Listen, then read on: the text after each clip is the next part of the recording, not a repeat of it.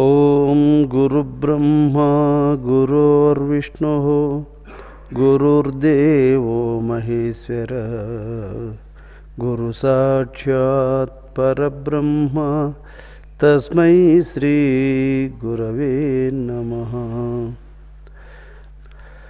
ఓం యస్యద్విరధవక్త్రాద్యాః పారిషద్యాః పరశతం విఘ్నం నిఘ్నంతి సతతం విశ్వక్సేనం తమాశ్రయే.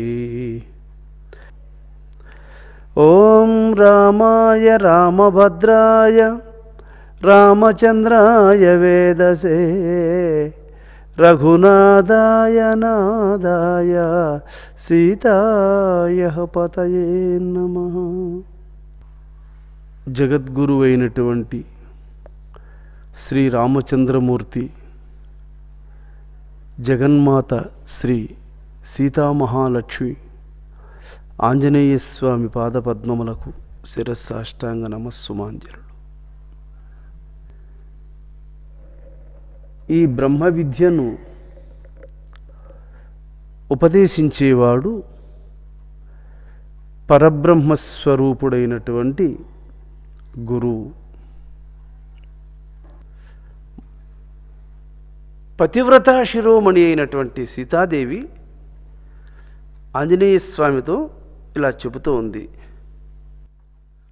అది అతి సూక్ష్మ దృష్టియు దృగాద్యవసాన పదంబు ధీమనస్సధనము స్వప్రకాశము అసంగము నిర్విషయంబుగాన నప్పదమున హంసనాదముల బంగుల గోర్పం తదంతరంబున ఉదయమునుంది చిత్కళ మహోన్నతి వాని నడంచు ఎంతయు.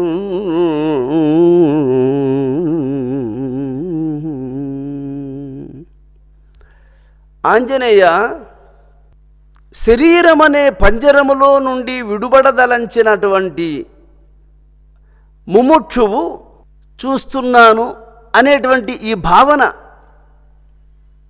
దీన్నే త్రిపుటి అంటాడు. ద్రష్ట చూచేవాడు, దర్శన చూడబడు వస్తువు, దృశ్యము చూపు. ఈ భావన ఎప్పుడైతే అదృశ్యమవుతుందో, లయించిపోతుందో, అప్పుడు సుషుమ్న అనగా సూక్ష్మ దృష్టి స్టడీ అవుతుంది.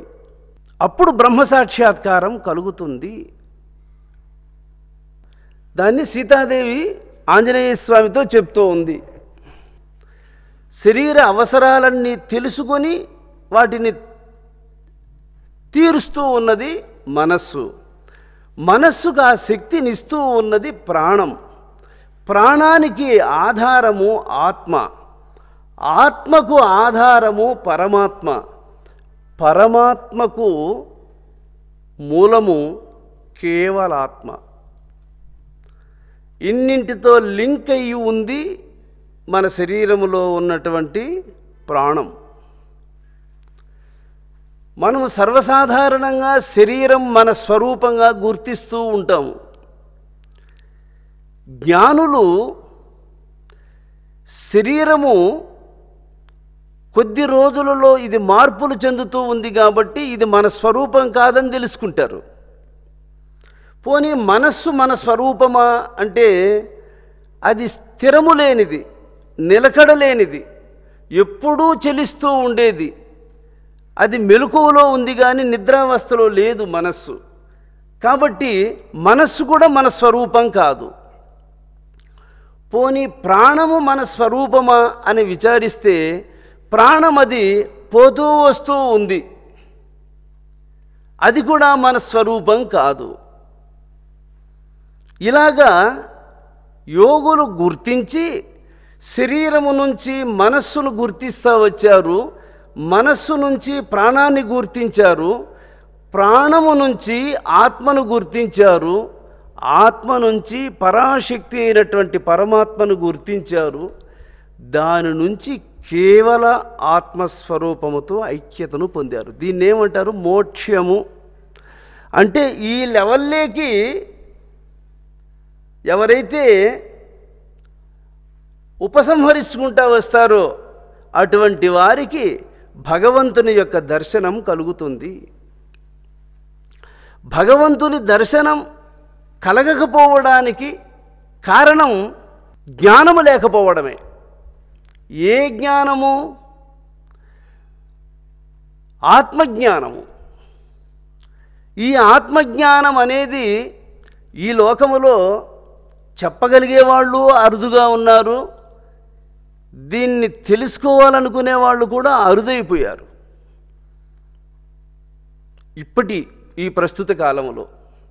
కానీ అది ఎన్ని జన్మల పుణ్యము, పరమేశ్వరుని యొక్క కృప వల్ల మనకది జ్ఞాపకానికి రావడం, ఆ మార్గములో పయనించగలిగేటువంటి యొక్క అదృష్టాన్ని ఈశ్వరుడు మనకు దాన్ని గుర్తు చేసి అనుగ్రహించాడు. కాబట్టి కొంత మనం దాన్ని అనుసరించగలుగుతూ ఉన్నాం. సీతాదేవి ఆంజనేయ స్వామితో చెబుతూ ఉంది ఏమని? మనస్సును ప్రాణముతో చేర్చు కుమారా. ప్రాణము మనస్సు రెండూ ఒక్కటిగా చేరినప్పుడు దీన్ని ద్రష్ట దర్శన దృశ్యములు అని అంటారు. చూచేవాడు, చూడబడు వస్తువు చూపు. చూపు అనేది ఒక వస్తువును చూపిస్తుంది. చూపు ఉంటేనే వస్తువు కనబడుతుంది. ఆ వస్తువు కనబడితేనే నేను చూచి తిని అని అనగలుగుతాడు. కాబట్టి చూచి తిని అనగలగడానికి చూపు కారణం. చూపు ద్వారానే చూస్తాడు, చూసిన తర్వాత తెలుసుకుంటాడు. కాబట్టి చూపుకు రూపానికి జీవునికి సంబంధం ఉంది. అందుకే మనం చూపు ద్వారానే సర్వాన్ని తెలుసుకుంటాం, గుర్తిస్తాం. తర్వాత మనం ఎలా దాన్ని ఫాలో అవ్వాలనో కూడా ఆలోచిస్తూ ఉంటాం. చూపు అనేది ప్రతి ఒక్కరికి ప్రధానం. అందుకే భగవంతుడు ప్రతి ఒక్కరికి చూపుని ఇచ్చాడు ఆయన. కానీ ఆ చూపు, ఆ వెలుగు అనేది, కంటిలో ఉన్నటువంటి వెలుగు, అది ఒక జ్యోతి లాంటిది కాదు. మనం ఒక జ్యోతిని నూనె వేసి ఒత్తి వేసి వెలిగిస్తే వెలుగుతుంది. ఇది అలా కాదు. మన కంటిలో ఉన్నటువంటి యొక్క వెలుగు, దానికి ఒకరు నూనె వేసేది కాదు, ఒత్తేసేది కాదు, వెలిగించేది కాదు. దానంతటా అదే మెలకువ వచ్చిందంటే ఆన్ అవుతుంది, నిద్ర వస్తూ ఉందంటే ఆఫ్ అవుతూ ఉంది. మెలకువలో ఆన్ అవ్వగానే కళ్ళు తెరిచి ప్రపంచాన్ని చూస్తున్నాం. నిద్ర రాగానే కళ్ళు మూసుకొని లైట్ ఆఫ్ చేసేసి డోర్ లాక్ చేస్తున్నాడు పరమాత్మ. ఆ లైట్ ఆఫ్ అవుతుంది. అందుకే నిద్రావస్థలో కళ్ళు కనపడదు చూడండి. కాబట్టి ఆ కంటి యందు ప్రకాశించేటువంటి యొక్క కాంతిని ఇక్కడ ఏమంటాడంటే బిందువు. ఈ బిందువును సీతాదేవి భలే చమత్కారంగా చెబుతోంది. భూరి హంస నాద పూర్వోత్తరారణి జనిత చిత్కళాగ్ని ఘనత మెరసి స్వాది వస్తువులను స్వస్వరూపంబుగా చేయకున్నే పైని చేరునప్పుడు. పూర్వకాలములో చిగుముకు రాయి అని ఆ రాళ్లను రెండింటినీ అట్లా మనం అగ్గిపిల్లను కొట్టినట్టు కొడితే ఆ రెండు రాళ్ల యొక్క రాపిడి వల్ల అగ్గి పుట్టేదట. అంతకంటే పూర్వకాలంలో ఉత్తరారణి పూర్వారణి అని రెండు కొయ్యలను, ఒక కొయ్యను కింద ఒక కొయ్యను పైన పెట్టుకొని స్పీడ్గా రాపిడి పెడితే ఆ హీటుకు అగ్గి ఏర్పడేదట. దీన్ని ఉత్తరారణి పూర్వారణి అని అనేవాళ్ళు. ఈ రెండిటి మధ్య పుట్టినటువంటి అగ్గి ఈ రెండు కొయ్యలను కాల్చేసి తాను కూడా ఆరిపోయినట్లు ప్రాణము అపానము అనేటువంటిది మన శరీరములో ప్రాణం అనేది ఒకటి పైకి పోతూ ఉంది, అపానం అనేది ఒకటి కిందికి వస్తూ ఉంది. ఈ ప్రాణ అపానముల రెండింటినీ జ్ఞానం అనేది భ్రూమధ్యములో ఉండి గుర్తిస్తూ ఉంది. ఈ ప్రాణ అపానముల రెండింటినీ గురువు ఇచ్చినటువంటి మంత్రానుష్ఠానపరుడయి ఉపాసించినప్పుడు అది బిందువైనటువంటి భ్రూమధ్యములో తేజస్సును గుర్తిస్తూ ఉంది. ఎప్పుడైతే ఆ తేజస్సును గుర్తిస్తుందో భ్రూమధ్యములో ఒక దివ్యమైనటువంటి వెలుగును సాధకుడు దర్శిస్తాడు. భ్రూమధ్యం అనగా నుదురు. అక్కడ జ్ఞాన దృష్టి చేత దివ్యమైనటువంటి తేజస్సును గుర్తించినప్పుడు మనస్సు మరులుకొని ఆ వెలుగును, ఆ తేజస్సును, ఆ అందమైనటువంటి స్వరూపాలను మరలా మరలా దర్శింపకోరి మనస్సుకు అభిరుచి ఏర్పడి దానిని అత్యంత ప్రీతితో ఉపాసన చేస్తుంది అనే విషయాన్ని చెప్తూ ఉంది సీతాదేవి. ఎందుకు ఇలా ఈ నాద బిందు కళలను కేచరి, బూచరి, సన్ముఖి, శాంభవి, మధ్యమ అనేటువంటి ముద్రల ద్వారా ఉపాసించమని శిష్యులకు గురువు ఎందుకు చెప్తాడు అంటే భగవత్ స్వరూపము అత్యంత రహస్యము, అత్యంత సూక్ష్మము. అసలు దాన్ని గుర్తుపట్టడానికి మనస్సుకు శక్తి చాలదు, ఇంద్రియాదులు దాని అంచుకుపోలేవు. అది అవాంగ్మానసం అగోచరం, అది మనస్సుకు అందేది కాదు. అటువంటి నిగూఢమైనటువంటి ఆ భగవద్ రహస్యాన్ని గుర్తించడానికి మానవునికి శక్తి చాలదు, అది దైవస్వరూపం. అందువల్ల సాధకుడు ఏం చేయాలి అంటే ఈ పంచముద్రలను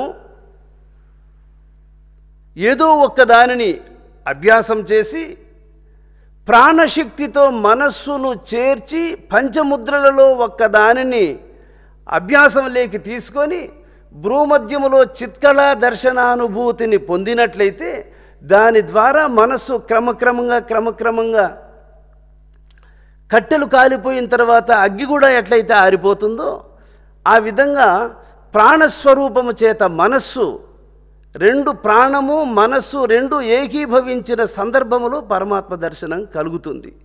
దాన్ని అందించడం కోసం దీన్ని తెలుసుకోవాలి, దీన్ని ఉపాసించాలని సీతాదేవి చెప్తూ ఉంది. అట్లుగాన కళ హంసనాదంబుల రూపమడచి తనదు రూపు చేసి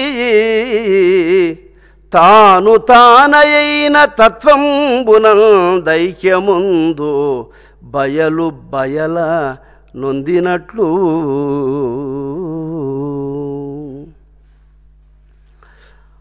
అనాది కాలము నుంచి జీవునికి భగవంతునితో కలుసుకునే అదృష్టానికి నోచుకోవడం లేదు. మనము ఎన్ని కోట్ల సంవత్సరాలైపోయిందో భగవంతునికి దూరమయ్యి, అప్పటి నుంచి అనేక శరీరాలలో పట్టుబడి జీవనము కొనసాగిస్తూ వస్తూ ఉన్నాము. అందుకని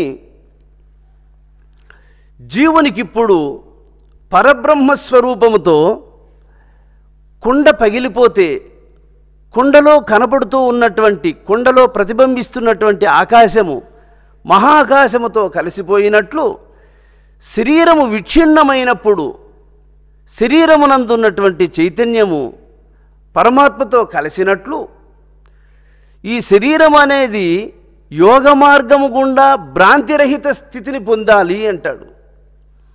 అందుకే ఎవరైతే మనస్సును యోగ మార్గములో నియమిస్తారో, యోగ అనుభవాన్ని ఎవరి మనస్సు అందుకోగలుగుతుందో అటువంటి వారి మనస్సులో జ్ఞానము ఉదయించి ఆ జ్ఞానము ద్వారా పరమాత్మను గుర్తించగలుగుతారు. అందువల్ల మొట్టమొదట మనం సంపాదించాల్సింది సజ్జన సాంగత్యం. పుణ్యాత్ములతో సాంగత్యాన్ని చేసి వారి ద్వారా దైవాన్ని గూర్చి చక్కగా తెలుసుకొని దైవాన్ని దర్శించడానికి కావలసినటువంటి యోగాన్ని అభ్యాసం చెయ్యాలి. కల హంసాన్విత నాద బిందు కళ ఐక్యం విప్పుడవు అప్పుడుజ్వల కర్పూరశికి ప్రణాశముగతిన్ సర్వేంద్రియోపేత కానల చిత్తంబులు శూన్యమై చనగా తా నిర్వాత దీపోపమాచల సచ్చిత్సుఖ విగ్రహాత్ముండలరున్ సంపూర్ణుడై అంతటన్.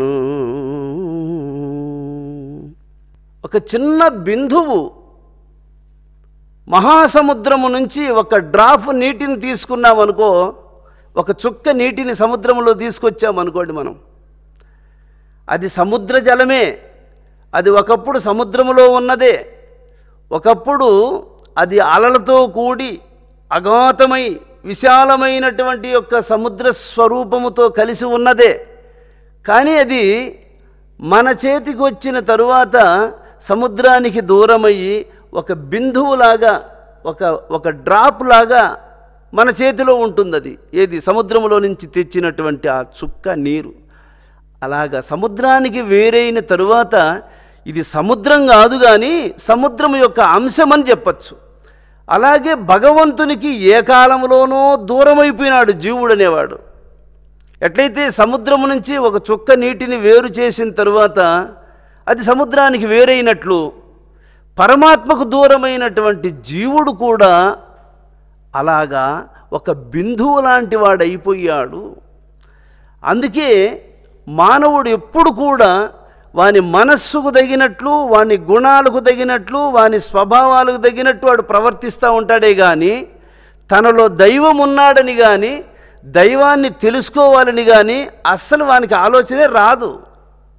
ఎందువల్ల రాదు అంటే అది ఏనాడో దూరం అయిపోయింది. ఆ జ్ఞానము ఏనాడో అది మరుగుపడిపోయింది. కేవలం ఈ ప్రపంచంలో తనకు లభించిన పంజరము లాంటి శరీరానికి సంబంధించినటువంటి ధనధాన్యాలు ఆస్తిపాస్తులతో సంబంధం పెట్టుకొని ఏదో బతికిస్తూ ఉంటాడు. అంతకు తప్ప మనము ఆత్మస్వరూపులమని, మనము దైవాంశ సంభూతులమని, మనలో ప్రాణం అనేది ఒకటి దైవము ప్రతిష్ఠించి ఉన్నాడని, దీనిని గుర్తించి మనము ఈ శరీరాన్ని దాటుకోవాలని కానీ ఇలాంటి ప్రయత్నము, ఇలాంటి ఆలోచన అది ఏ ఒక్కరికో కలుగుతుంది. అది అదే చెప్తూ ఉంది సీతాదేవి. కల హంసాన్విత, ఒక బిందువు వేరైనట్టు, సముద్రం నుంచి ఒక బిందువు వేరైనట్లు జీవుడు అచల సాగరము నుంచి, అమృత సాగరము నుంచి జీవుడు అట్లా వేరైపోయినాడు. అదే కదండి ఇప్పుడు తండ్రి యొక్క వీర్యము ఒకే ఒక డ్రాపు తల్లి గర్భములో పోయి పడితే అది ఇంత అయింది. అదే ఒక బిందువు. ఒక్క బిందువు నుంచి వచ్చింది శరీరం. అందువల్ల దీన్ని బిందువు అంటాడు. మరి బిందువుతో ఏర్పడింది శరీరము. దీని యందు నాదము అంటే మాట్లాడుతూ ఉంది చూడండి. ఆ మాట్లాడుతూ ఉన్నది ఆ ధ్వని. ఏదైతే ధ్వని వచ్చేటట్లు వాక్కులను పలికిస్తూ ఉందో ఆ పలికించేది ఏది? ఆ మాట రూపంలో వాక్కును ప్రదర్శించేది ఏది అంటే అది గాలి. గాలి వాక్కు రూపంలో వెలువడుతూ ఉంది, ధ్వని చేస్తూ ఉంది నాలుగు దగ్గరకు వచ్చి, నోటి దగ్గర. మరి ఆ గాలిని ప్రదర్శించింది ఏది? గాలిని ప్రదర్శించింది, గాలిని ప్రవేశపెట్టింది నిశ్శబ్దంగా ఉన్నటువంటి ఆకాశం. ఆకాశం నుంచి వెలువడుతూ ఉంది గాలి, గాలి నుంచి వెలువడుతూ ఉంది మాట. అందువల్ల మాటకు ఆధారము గాలి, గాలికి ఆధారం ఆకాశము, ఆకాశానికి ఆధారం ఆత్మ, ఆత్మకు ఆధారం పరమాత్మ, పరమాత్మకు ఆధారం కేవలాత్మ. ఇన్ని ఉన్నాయి మరి దీనికి వెనకాల. ఇన్ని ఉంటేనే నాలుక కదులుతుంది, మాట వెలువడుతుంది. దీన్ని సీతాదేవి ఒక్క బిందువు వల్ల ఏర్పడినటువంటి ఈ శరీరములో దైవము ప్రాణాన్ని ప్రతిష్ఠించి వాక్కు రూపములో దీన్ని మాట్లాడింపచేస్తూ ఉన్నాడు కనుక ఆ ధ్వని చేస్తూ ఉందే అది పరబ్రహ్మస్వరూపము ఆంజనేయ. ఏదైతే నీ నోట ధ్వని వెలువడేటట్లు మాట్లాడుతూ ఉందో అది దైవస్వరూపము. ఈ మాటలన్నీ నిశ్శబ్దములు మళ్ళీ కలిసిపోతున్నాయి. మాట్లాడేంతసేపే ధ్వనులు వస్తూ ఉంటాయి, కానీ మాట నిలిపేసిన మరుక్షణమే ఆ మాటలన్నీ నిశ్శబ్దంలో కలిసిపోతున్నాయి. చూడు, నిశ్శబ్ద బ్రహ్మముచ్యతే. నిశ్శబ్దము నుంచి వెలువడతాయి, మళ్ళీ నిశ్శబ్దంలో కలిసిపోతూ ఉంటాయి. అలాగే మనుషులు కూడా ఒక శూన్యము నుంచి ఏర్పడతారు, మళ్ళా శూన్యములో కలిసిపోతూ ఉంటారు. పుట్టే వాళ్ళందరూ శూన్యం నుంచే వస్తారు, మరణించిన వాళ్ళంతా శూన్యంలోకి వెళ్ళిపోతూ ఉంటారు. స్వరూపరహితమైనటువంటి యొక్క కాలములకు అతీతమైనటువంటి యొక్క పరాశక్తి ఒకటి ఈ నటన కొనసాగిస్తూ ఉన్నది. దీనిని గుర్తించడం మానవునికి కర్తవ్యం. మానవ జన్మం వచ్చింది ఈ రహస్యాన్ని గుర్తించడం కోసమే. అందువల్ల అత్యంత నిగూఢమైనటువంటి 72,000 కపికోట్లలో ఒకే ఒక్క హనుమంతుడు అడిగాడు, కానీ ఈ విషయాన్ని ఇంకెవ్వరు అడగలేదు. చూడండి, ఎవ్వరు అడగల. అందుకే ఈ ప్రపంచంలో వశిష్ఠ మహాముని చెప్తాడు, 100 కోట్ల మంది మానవులలో ఒకరు ఇద్దరు ఉంటే ఉండొచ్చు భగవంతుని తెలుసుకోవాలి అనేటువంటి ప్రగాఢమైన ఆలోచన కలిగిన వాళ్ళు. తక్కిన వాళ్ళందరూ జీవనోపాధిని అనుసరించి జీవిస్తూ పోతూ ఉంటారు, కాలం గడిపిస్తూ ఉంటారు. అంత దుర్లభమైనటువంటి జ్ఞానం అది. బిందుస్వరూపమైనటువంటి శరీరము, ఆత్మస్వరూపమైనటువంటి ప్రాణము, ఇవి రెండు శరీరంలో ఉన్నాయి. ఇప్పుడు శరీరం ఉంది, ప్రాణం కూడా ఉంది. ఈ ప్రాణానికి ఈ శరీరానికి సంబంధం ఉంది. ఈ సంబంధం ఎంతవరకు ఉంటుంది అంటే దైవ సంకల్పం ఎంతవరకు ఉందో అంతవరకే సంబంధం ఉంటుంది. ఆ తర్వాత శరీరంతో సంబంధం తెగిపోతుంది. శరీరంతో సంబంధం తెగిపోయిన తరువాత జీవుడు ఏమవుతాడు అంటే నష్టపోయిన వాడవుతాడు. ఏమిటి ఆ నష్టము అంటే ఇదివరకు తనకు ఏవేవి ఉన్నాయి అనుకుంటాడో అన్నిటికీ దూరం అయిపోతాడు. కాబట్టి నష్టం కాక ఇంకేముంది? ఈ నష్టం ప్రతి ప్రాణికి జరుగుతూ ఉంది. కాబట్టి ఈ నష్టం జరగకుండా ఉండడం కోసమై ఇప్పుడు మన ప్రాణాన్ని మనము పరమాత్మతో చేర్చాలి. అది యథార్థమైనటువంటి సుఖం, యథార్థమైనటువంటి జీవనం అనే విషయాన్ని చెబుతూ ఇప్పుడు ఈ ప్రాణమును పరమాత్మతో చేర్చేదానిని యోగము అంటారు. ఈ ఆశ్రమంలో ఉపదేశించేది అదే. ఏది? ప్రాణస్వరూపాన్ని పరమాత్మ స్వరూపముతో కలసి ఐక్యతను చెందడమే యోగము. సీతాదేవి అదే విధానాన్ని చెప్తూ ఉంది. కలహంసాన్విత నాదబిందు కళలైక్యం ఎప్పుడవు నాదము, నాదస్వరూపమైన బ్రహ్మము, బిందుస్వరూపమైనటువంటి జీవుడు, ఇవి రెండు ఎప్పుడు ఐక్యతను పొందుతాయో అప్పుడు ఉజ్వల కర్పూర సికి ప్రణాశముగతి. కర్పూరము పూర్తిగా కరిగిపోయిన తర్వాత అగ్గి కూడా ఆరిపోయినట్లు సర్వేంద్రియోపేతగా నచల చిత్తంబులు శూన్యమై చనంగా. మనస్సు, బుద్ధి, చిత్తము, అహంకారం అని చెప్పబడే మనస్సుకు సంబంధించిన ఆలోచనలు, మనస్సుకు సంబంధించిన గుణములు, మనస్సుకు సంబంధించిన ఇంద్రియాదులు ఇవన్నీ కూడా కర్పూరం అయిపోతే అగ్గి కూడా ఆరిపోయిన తర్వాత ఆ వెలుగు కానీ, ఆ వేడి కానీ, ఆ స్వరూపం కానీ, ఆ కర్పూరం కానీ అన్నీ ఎట్లయితే అదృశ్యమైపోతాయో అదేవిధంగా ప్రాణము, మనస్సు స్వభావాలు, కర్మలు అన్నీ అంతరించిపోతాయి ఆంజనేయ. ఎప్పుడు బిందువు కళ రెండూ ఒక్కటైనప్పుడు. దీన్ని హుసేన్ బ్రహ్మం గారు నాదబిందు కళల నడుమ నెలవొందిన నిజమొక్కటి, అది ఎవ్వరు ఆనతివర ఓ యోగి చంద్ర, ఆది అంత్యము లేనిది మీరా. నాదబిందు కళల నడుమ నెలవొందిన నిజమొక్కటి. సీతారామాంజనేయంలో ఏదైతే చెప్తూ ఉన్నదో సీతాదేవి, అదే విషయాన్ని హుసేన్ బ్రహ్మేంద్ర స్వాముల వారు అక్కడ దాన్ని ఎత్తి చూపించాడు లోకానికి.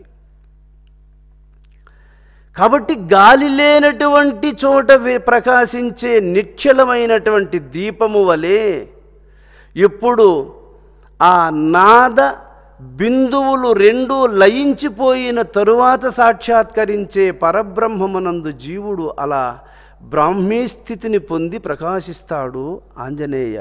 అప్పుడు అతడు పరిపూర్ణుడు అని చెబుతూ, ఇక ఎప్పుడైతే హంస సర్వేంద్రియములతో కూటమి అయి ఉన్నటువంటి యొక్క మనస్సు, ప్రాణము ఎప్పుడు లయించిపోతాయో అప్పుడు జీవుడు తురీయ స్థితిని లేదా సమాధి స్థితిని, ఇది సహజ అమనస్క స్థితిని పొందుతాడు. దాన్ని తురీయమని, ఉన్మని అని, సమాధి అని, శివజీవ ఐక్యమని, ఆత్మసాక్షాత్కారమని చెప్పబడుతుంది ఆంజనేయ. అప్పుడు అఖండ సచ్చిదానంద స్వరూపుడై ఆ రామచంద్రమూర్తి యొక్క యథార్థ స్వరూపాన్ని దర్శించి మౌని అయి ఉంటాడు. అట్టి స్థితిని హనుమ నీవు పొందెదవుగాక అని సీతాదేవి ఆశీర్వదిస్తూ, ఇంకా ఈ యొక్క యోగాన్ని అత్యంత శ్రద్ధతో ఉపాసించే వారికి మాత్రమే ఇది సిద్ధిస్తుందని, నిద్రను జయించాలి, రుచులను జయించాలి, మితంగా ఆహారం తీసుకోవాలి, తగినంత సమయములో కూర్చొని ధ్యానము చెయ్యాలి అనే విషయాన్ని సీతాదేవి ఇంకా నొక్కి చెబుతూ ఉంది. పరమహంసంబు రేపగలు చింతింపంగా బిందు విందందు కంపింపకుండు. ప్రాణరూపమైనటువంటి పరమహంసను రాత్రింబవళ్ళు ఎవడైతే మరుపు లేనటువంటి జ్ఞప్తి గలవాడై మనస్సును ఆ ప్రాణశక్తితో కలిపి స్మరణ చేస్తాడో అటువంటి వానికి క్రమక్రమంగా మనస్సు చంచలత్వాన్ని వీడి స్థిరత్వం కలుగుతుందట. కార్యానుష్ఠానముల ఎందైనా ఉండొచ్చు, పద్మాసనమునందైనా ఉండొచ్చు, మీకు ఎట్లా అనువైతే ఆ విధంగా ఉండాలి ప్రాక్టీస్. ఇంద్రియాదులతో ఏమాత్రం వాటి వైపుకు పోనివ్వకుండా హంసయందే దాన్ని నియమిస్తున్నావు కనుకనే మనస్సు ఇటు అటు కంపించడానికి వీలు లేనటువంటి యోగశక్తి, దైవశక్తి దాన్ని ఆకర్షించి పట్టుకునేస్తుంది. నాదములు వినంగా తుదను ఘంటానాదం వినబడుతుంది. అనేక చిత్కలను దర్శించంగా తుదను స్వయం జ్యోతి, అపోజ్యోతి కనబడుతుంది. అపోజ్యోతి ఎప్పుడైతే కనబడుతుందో మరుపు లేనటువంటి యోగము ప్రారంభం అవుతుంది. ఇంక వాళ్ళను మర్చిపోవాలన్నా కానీ అది మరువనివ్వదు. అప్పుడు స్వప్నము, సుషుప్తి, జాగ్రత్త అనేటువంటి 3 అవస్థలను దాటిపోతుంది మనస్సు. ఇది నేను 1987లో మా గురువు దగ్గర ఉపదేశం తీసుకున్నప్పుడు రాత్రిలో కూర్చొని ధ్యానం చేసుకోవడానికి ప్రయత్నిస్తే అప్పుడు కూడా ఎవరో ఒకరు డ్రింక్ చేసి ఈదుల్లో అరుస్తూ ఉంటారు, లేదు పక్కన గొర్రెలో మేకలో ఏదో ఒకటి అరుస్తూ ఉంటాయి. ఈ చెవులు ఊరికే ఉండవు కదా, వాటికి ఏమి లాక్ సిస్టమ్ ఏమి లేదు కదా, బయట ఏ శబ్దాలు వచ్చినా అవన్నీ వినపడుతూనే ఉంటాయి. ఈ మనస్సు ముందుగానే ఇది కోతి, ఏది చెవికి వినపడుతుందో దాని వెనకంటే పరిగెత్తా ఉంటుంది మనస్సు. మనస్సును లోపలికి ఉపసంహరించడమే యోగము. విలిగా శబ్దాలు వచ్చి చెవిలో పడే కొద్దీ ఇది పరిగెత్తనే ఉంటుంది ఇది. అందుకని నేను ఏం చేశానంటే, ఇంక ఇది ఇక్కడ కూర్చుంటే మనకు డిస్టర్బెన్స్ ఎక్కువగా ఉందని చెప్పి అప్పుడు నేను దేవరకొండకు పోయింది. దేవరకొండకు పోతే దానికి తలుపులు లేవు. ఆ తలుపులు స్వయంగా నేనే వాటికి ఆ కూటీలు పోతే ఆ కూటీలు రెడీ చేసుకొని అప్పుడు అక్కడ కూర్చొని ధ్యానం చేయడం జరిగింది. అంటే ఒక లక్ష్యాన్ని సాధించాలి అనుకుంటే దానికి సంబంధించినటువంటి ప్రయత్నం చెయ్యాలి. ఎలా సాధ్యమవుతుందో ఆ కోణంలో ప్రయత్నం చేసి దాన్ని సాధించాలి. మొట్టమొదట మనం సాధించాల్సిన వాటిల్లో అన్నిటికంటే ముఖ్యమైనది ఏది అంటే మనస్సును జయించడమే. అందరికీ మనస్సు మించింది. నువ్వు ఎంతటి వానికైనా సరే వానికి లోపడకుండా ఉండేది ఏది అంటే వాళ్ళ మనస్సే. మనస్సు బలమైంది. రావణాసురుడు అంతటోనికి నిగ్రహం కుదరలా, బలిచక్రవర్తి అంతటోనికి నిగ్రహం కుదరలా. ఏమి చక్రవర్తులకు, దేవేంద్రుడు అంతటి వానికి మనస్సు కుదరక నారద మహర్షి దగ్గరికి పరిగెత్తుకుంటూ పోయినాడు. ఈ మనస్సు ఎట్లయ్యా? మరి దేవలోకంలో ఉండేటువంటి ఇంద్రుడికి ఏమన్నా అది లోపడిందా? భూలోకంలో ఉండే చక్రవర్తులకి ఏమైనా లోపడిందా? పని సామాన్యులకి ఎంతమానికి అంత గాలి అన్నట్లు, ఎంతటి వాళ్ళకు సంబంధించినటువంటి ఆలోచనలతో వాళ్ళకు మనస్సు వాళ్ళను ఊపుతానే ఉంది, కదిలిస్తానే ఉంది. అందువల్ల సీతాదేవి చెప్తూ ఉంది, ఈ మనస్సు నిలబడుతుంది ఎప్పుడు అంటే పరమహంసంబు రేపగలు చింతింపంగ బిందువు ఇందు అందు కంపింపకుండు.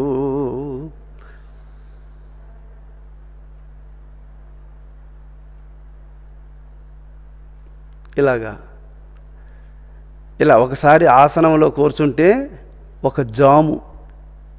ఒక జాము సమయం కదలిక లేకుండా కూర్చోవడం ప్రారంభించాలి. ప్రారంభ సాధకునికి ఒక జాము అంటే 3 గంటలు. ఇది పగులు 4 జాములు, రాత్రి 4 జాములు, 8 జాములు వచ్చి ఒక రోజు. ఉదయం 6 నుంచి 9 వరకు ఒక జాము, 9 నుంచి 12 వరకు ఒక జాము, 2 జాములు, 12 నుంచి 3 వరకు ఒక జాము, 3 నుంచి 6 వరకు ఒక జాము. చూసారా? ఇట్లా పగులు 4 జాములు. ఉదయం 6 నుంచి 9 వరకు ఒక జాము, 9 నుండి 12 వరకు ఒక జాము, 12 నుంచి మళ్ళీ 3 గంటల దాకా ఒక జాము, 3 నుంచి మళ్ళీ 6 వరకు ఒక జాము, 6 నుంచి సాయంత్రం 6 నుంచి నైట్ 9 వరకు ఒక జాము, 9 నుంచి 12 వరకు ఒక జాము, 12 నుంచి 3 గంటల వరకు ఒక జాము, 3 నుంచి తెల్లవారు 6 వరకు ఒక జాము. ఇట్లాగా దీంట్లో బ్రహ్మ ముహూర్తం ఎప్పుడు అంటే 3 గంటల నుంచి 6 గంటల వరకు, తెల్లవారుజాము 3 గంటలు. అందుకే తెల్లవారుజామున 3 గంటలు అయితే యోగిగా ఉండేవాడు నిద్రపోకూడదు. 3 గంటలకు ముందే 2:30కే లేచి స్నానం చేసుకొని కరెక్ట్గా 3 గంటలకు ధ్యానంలో కూర్చోవాలా. బ్రహ్మముహూర్తంలో అలా కూర్చొని ఆ పరబ్రహ్మ స్వరూపాన్ని స్మరణ చెయ్యాల. అటువంటి వానికి మనస్సు కంట్రోల్లో ఉంటుంది. ఆహారంలో నియమం లేదు, నిద్రలోన నియమం లేదు, వాక్కులోన నియమం లేదు, అనుష్ఠానంలో నియమం లేదు. అటువంటి వారికి మనస్సు స్వాధీనపడదు. అది చెప్తూ ఉంది ఇక్కడ. రాత్రి వేళల్లో నేను నైట్ 9 గంటలకు ఇంటికాడ ఎలబారి, నేను అనేకసార్లు చెప్పినాను ఈ విషయం. నైట్ 9 గంటలకు ఇంటికాడ ఎలబారి 9:45కు కొండ మీదకి పోయి 9:45 నుంచి ఒక 11 వరకు నేను కొండ మీద విశ్రాంతి తీసుకొని 11 కరెక్ట్గా గుళ్ళేకి జింక శర్మం మీద కూర్చునేవాడిని.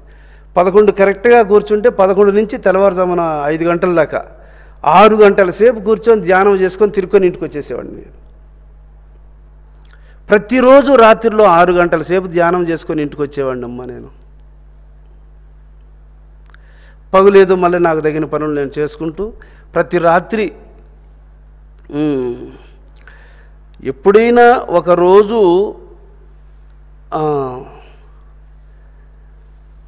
ధ్యానము చేయకపోతే ఆ రోజు నేను కన్నీళ్లు పెట్టుకునేవాడిని.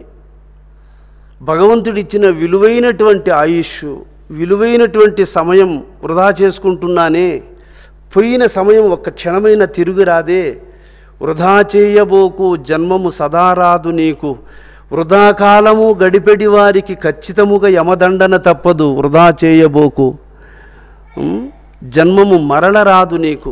ఇటువంటి మానవ జన్మము, ఇటువంటి విలువైనటువంటి జన్మము, ఇంత జ్ఞానమైనటువంటి యొక్క జన్మము మళ్ళా మళ్ళా దొరకదే.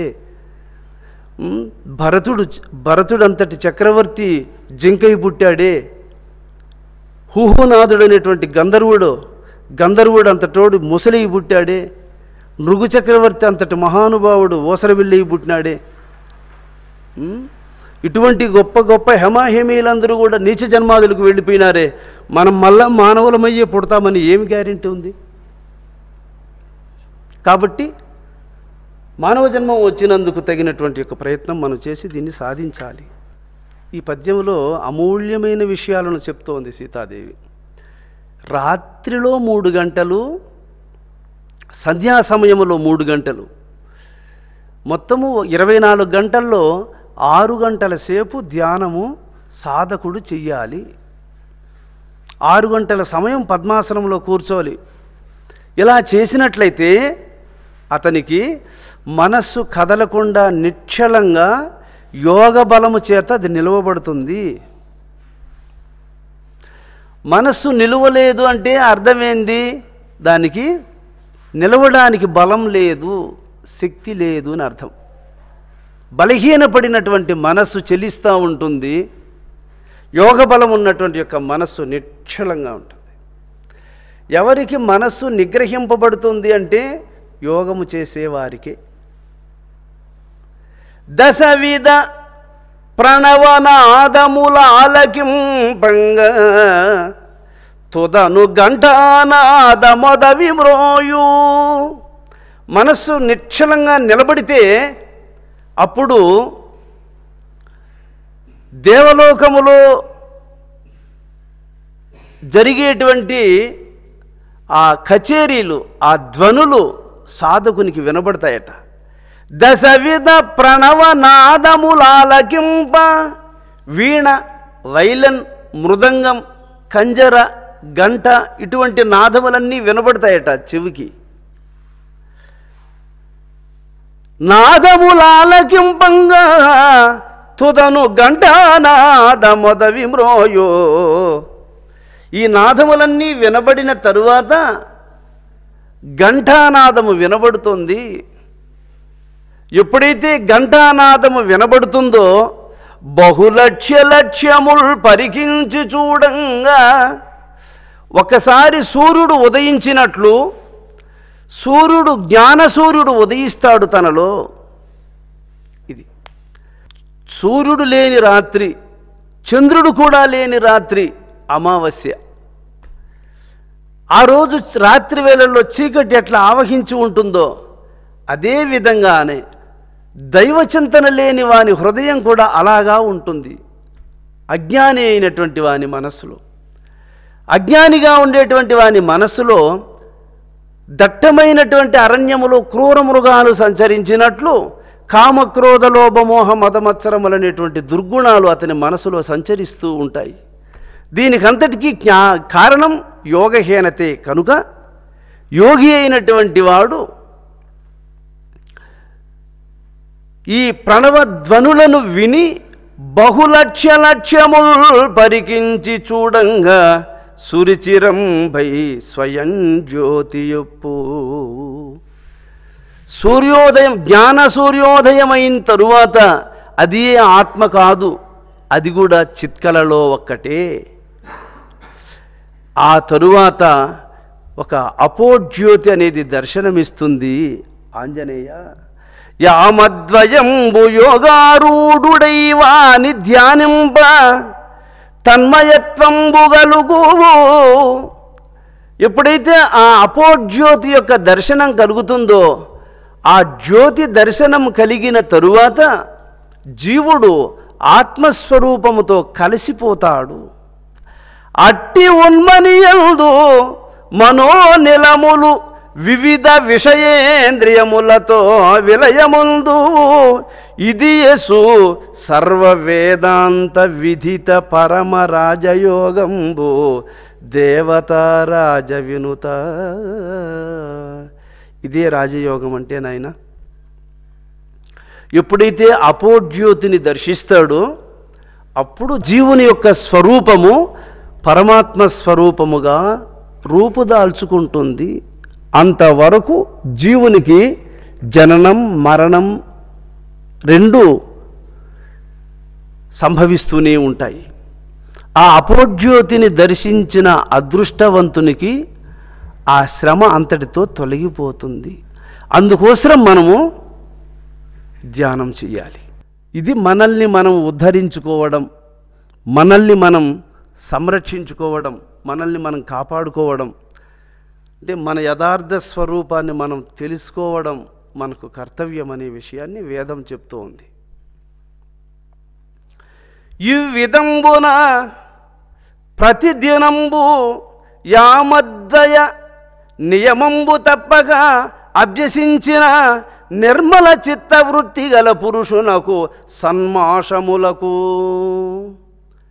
ఆంజనేయ, నేను చెప్పినటువంటి క్రమములో ప్రతిరోజు తెల్లవారుజామున 3 గంటలు, సంధ్యా సమయంలో 3 గంటలు, ఇలా ప్రతిరోజు 6 గంటల సమయం ధ్యానం చేసినట్లయితే గొప్ప ప్రజ్ఞ కలిగినటువంటి వానికి, తెలివైనటువంటి వానికి, పవిత్రమైనటువంటి యొక్క జీవితం గడిపేటువంటి వానికి 6 నెలలకు ఆత్మదర్శనం కలుగుతుంది, భగవంతుని దర్శనం కలుగుతుంది అని చెప్తూ ఉంది. యామద్వయ నియమంబు దప్పక అభ్యసించిన నిర్మల చిత్తవృత్తి గల పురుషునకు సన్మాసంబులకు. నిర్మలమైనటువంటి మనస్సు కలిగినటువంటి వానికి 6 నెలలకది సాక్షాత్కరిస్తుంది. మందప్రజ్ఞునకు సంవత్సరంబునకు. కొంచెం మధ్యతరగతి సంబంధించిన వాడుగా ఉన్నాడు అనుకోండి, వానికైతే సంవత్సరం రోజులు పట్టచ్చు. కేవల మూఢాత్మునకు 12 వర్షములకు పరమ సూక్ష్మ తారక యోగ సిద్ధి యగునని శాస్త్రంబులు వినంబడు. మూర్ఖుడు, వానికి ఏమీ తెలియదు, అయినా వాడు దీన్ని అనుసరిస్తూ ఉన్నాడు అనుకో, అటువంటి వానికి 12 సంవత్సరాలకు సిద్ధి జరిగి తీరుతుంది అన్నాడు అని చెప్తోంది సీతాదేవి. వానికి ఏమి తెలియదు, అమాయకుడు, అయినా గురువు చెప్పినటువంటి ధ్యానం చేస్తానే వచ్చాడనుకో, వానికి 12 సంవత్సరాలు పడుతుంది ఆత్మదర్శనం కలగడానికి. మధ్యతరగతికి చెందిన వాడైనాడు అనుకోండి, వానికి 1 సంవత్సరం పడుతుంది. కొంత గొప్ప నేర్పరితనం కలిగినటువంటి, చురుకైనటువంటి మనస్సు కలిగిన వాడై పవిత్రుడై ఉన్నాడు అనుకోండి, వానికి 6 మాసాలకు అది సిద్ధించి తీరుతుంది. అది మరి అట్లున్నప్పుడు మనం ఎందుకు సాధించకూడదు? మనము జీవితమంతా అగసాటు పడేదానికంటే ఒక 6 నెలలు కష్టపడేస్తే దీని కథ ఏందో తెలుసుకుంటాం కదా. అందుకు నేను కొండకు పోయింది. జీవితం అంతా ఈ స్వాధీనం కాకుండా ఉండేటువంటి మనసుతో తిప్పలు పడేదానికంటే ఒక 6 మాసాలు కఠోరమైనటువంటి యొక్క దీక్షను పూనుకుంటే దీన్ని సాధించుకోవచ్చు. మనస్సు స్వాధీనంలోకి వస్తుంది. మనస్సు స్వాధీనమైందంటే ఇంకా సుఖం అక్కడే ఉంటుంది, తృప్తి అక్కడే ఉంటుంది. ఇంకో విషయాన్ని చెప్తున్నాడు.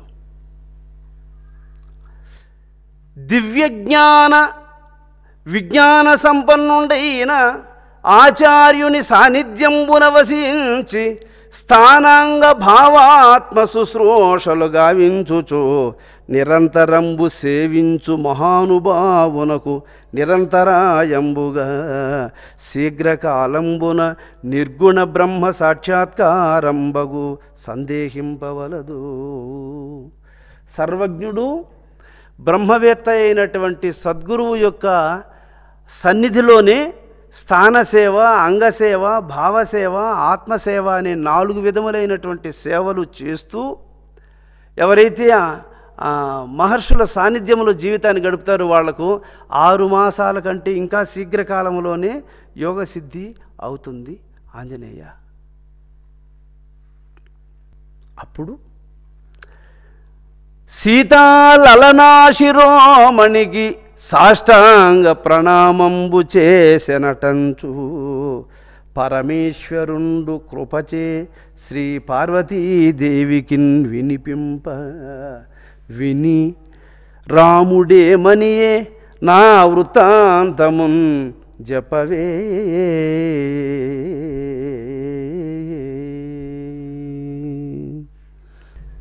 సీతాదేవి ఆంజనేయ స్వామికి ఉపదేశించినటువంటి యోగ విద్యను కైలాసములో ఈశ్వరుడు పార్వతీదేవికి చెబుతూ ఉన్నాడు. అప్పుడు పార్వతీదేవి ఈశ్వరుణ్ణి అడుగుతూ ఉంది, ప్రాణేశ్వర, సీతాదేవి తెలియజేసినటువంటి తారక మంత్ర ప్రభావం వలన హనుమంతుడు అంత మహోన్నత స్థితిని అందుకునేశాడు కదా, మరి అక్కడే రామచంద్రమూర్తి ఉన్నాడు కదా, తరువాత రాముడు ఈ స్థితిని పొందినటువంటి హనుమంతుని చూచి ఏమన్నాడు, ఆ విషయాన్ని కూడా నాకు చెప్పు స్వామి అని పార్వతీదేవి అడుగుతోంది.